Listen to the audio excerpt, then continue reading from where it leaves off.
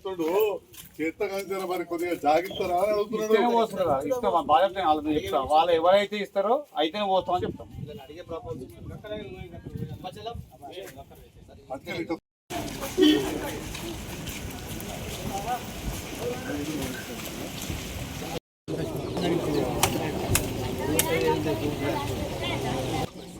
ఇప్పుడు బాస్ ఇద్దరు కలిసి మూడు ఒక గౌరవం అనేది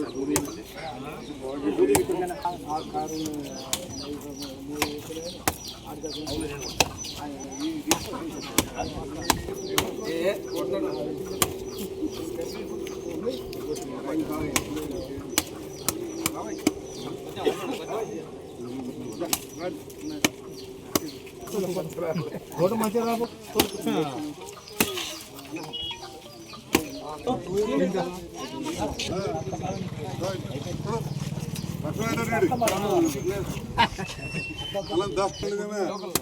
चेयरमैन साहब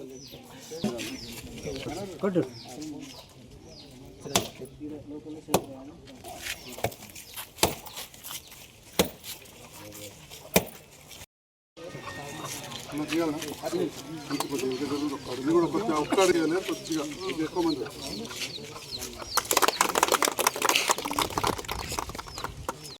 మనము సార్ చేతుల మీద ఎన్నో జరుపుకున్నాం. ఎందుకంటే గతంలో కూడా దాదాపు ఒక 50-60 రోడ్లు సీసీ రోడ్లు కూడా వేసినాం. కొన్ని మన కాలనీలో మిగిలిపోతే అవి కూడా మన సారు ఎస్సీ సప్లాన్ కింద మొత్తం అసలు దాదాపుగా మన కాలనీలో సీసీ రోడ్లు లేని అసలు గల్లీ అనేది ఉండదు. అట్లాంటి అన్ని కార్యక్రమాలు కూడా అవుతున్నాయి. కాబట్టి ఈ మధ్య కాలంలో పెద్దలు మన ఎమ్మెల్యే గారి సహకారంతో కూడా నిరుపేదలైనటువంటి ఇల్లు లేని నిరుపేదలకు కూడా 83 ఇండ్లు వారి చేతుల మీదుగా మొన్న ప్రొసీడింగ్ పత్రాలు ఇస్తే మేము వారి ఆదేశానుసారం అందరికీ గ్రామ పంచాయతీ దగ్గర పిలిచి కూడా అందరికీ ప్రొసీడింగ్ పత్రాలు కూడా ఇచ్చినాం. వాళ్ళు కూడా సార్ చాలా సంతోషంగా ఉన్నారు. కొంతమంది ఉన్నవాళ్ళు సార్ పొలాలు నాట్లేసి ఉన్నాయి, ఉన్నవాళ్ళు మిమ్మల్ని కలుద్దామని వచ్చారు. వాళ్ళతో ఒక ఫోటో దిగుదామన్నారు సార్. తర్వాత ఒక ఫోటో కూడా దిగారు సార్. మనకు సారు ఎన్నో చేసిరు, చాలా చేసేటివి ఉన్నాయి, చేసిరు. దాదాపు అసలు ఇక రోడ్ల పని అయితే అయిపోయింది. లేనే ఇప్పుడు కొత్తగా మళ్ళా స్థానిక సంస్థలు ఎన్నికలు వచ్చే వాళ్ళని సర్పంచులు అయితే అసలు చేద్దామంటే రోడ్లు కూడా లేని పరిస్థితి ఉన్నది. దాదాపు అన్నీ పూర్తయినాయి. ఇండ్లు కానీ రోడ్లు కానీ అన్ని సమస్యలు అనేటి నీటి సమస్య కానీ అన్ని కార్యక్రమాలు పూర్తి చేసుకున్నాం. వారికి మన గ్రామానికి వచ్చేసినందుకు మనకి ఇన్ని కార్యక్రమాలు చేసినందుకు మన కాలనీ తరపున మన గ్రామం తరపున వారికి ప్రత్యేక ధన్యవాదాలు తెలుపుకుంటున్నాం. మాజీ జెడ్పీటీసీ మనోహర్ రెడ్డి గారికి, సోదరుడు సీనియర్ నాయకులు మాజీ సర్పంచ్ లక్ష్మారెడ్డి గారికి, మాజీ ఎంపీటీసీ లావణ్య గారు, గంగాధర్ గారు, రాయేశం, ఇంకా చాలామంది వార్డు మెంబర్సు, యువత, మిత్రులు, వివిధ గ్రామాల నుంచి వచ్చిన నాయకులు, ముఖ్యంగా ఈనాటి కార్యక్రమాన్ని విజయవంతం చేసే విధంగా అరేంజ్మెంట్ చేసిన మా అధికారులందరికీ పేరు పేరున నా హృదయపూర్వక నమస్కారాలు తెలియజేస్తా ఉన్నాను. ఈరోజు రేచిపల్లి గ్రామంలో దాదాపు 54 లక్షలతోటి ఎస్సీ కాలనీలో రోడ్లు వేసే భూమి పూజ కార్యక్రమం పెట్టుకున్నాం. వచ్చినప్పుడు ఇక్కడ ఉన్న ఒకరిద్దరు అధికారులు అది బాగా బురదున్నది సార్ అన్నారు. మరి మనం రోడ్లు వేసుడే బురదున్నది కాబట్టి బురద అవుతుంది. మరి ప్రజలు ఎక్కడైతే కష్టపడుతుంటారో, ఎక్కడైతే వసతులు లేవో అది కల్పించడమే ప్రభుత్వం కావచ్చు ప్రజాప్రతినిధుల బాధ్యత. ప్రజాప్రతినిధులు అంటే సర్పంచ్, ఎంపీటీసీ, జెడ్పీటీసీ పెడితే ఎమ్మెల్యే కావచ్చు, ముఖ్యమంత్రి గారు సయాన ఒక రైతు బిడ్డ, ఒక మధ్యతరగతి కుటుంబంలో జన్మించి కష్టపడి ఇలా ముఖ్యమంత్రి స్థాయికి ఎదిగారు. మరి వారి సూచన మేరకు నేను ప్రభుత్వంతో కలిసి పనిచేస్తున్నా. గత ప్రభుత్వ హయాంలో కూడా ఎన్నో కార్యక్రమాలు ఇక్కడ చేసినాం. తండాలు గ్రామ పంచాయతీలు చేసుకున్నాం, కొన్ని జీపీలు కట్టుకున్నాం, కొన్ని రోడ్లు వేసుకున్నాం. ఎన్ని చేసినా ఇంకా మిగిలిపోయిన సమస్యల్లో చాలా పెద్దది ఇండ్ల సమస్య ఉండింది, రేషన్ కార్డుల సమస్య ఉండింది, కరెంటు విషయంలో కొన్ని సమస్యలు. ఇట్లాంటి కొత్త ప్రభుత్వం వచ్చిన తర్వాత ఆనాడు ఇంద్రమ్మ కాలంలో ఏవైతే ఇంద్రమ్మ ఇల్లు ఎస్సీ కాలంలో ఆడాడ కనబడుతుంటాయో మళ్ళీ ఆ రోజులు ఇప్పుడు ఉరంతా రాబోతున్నాయి. 103 ఇండ్లు ఈ గ్రామానికి మంజూరైనాయి అని చెప్పి తెలియజేస్తాను.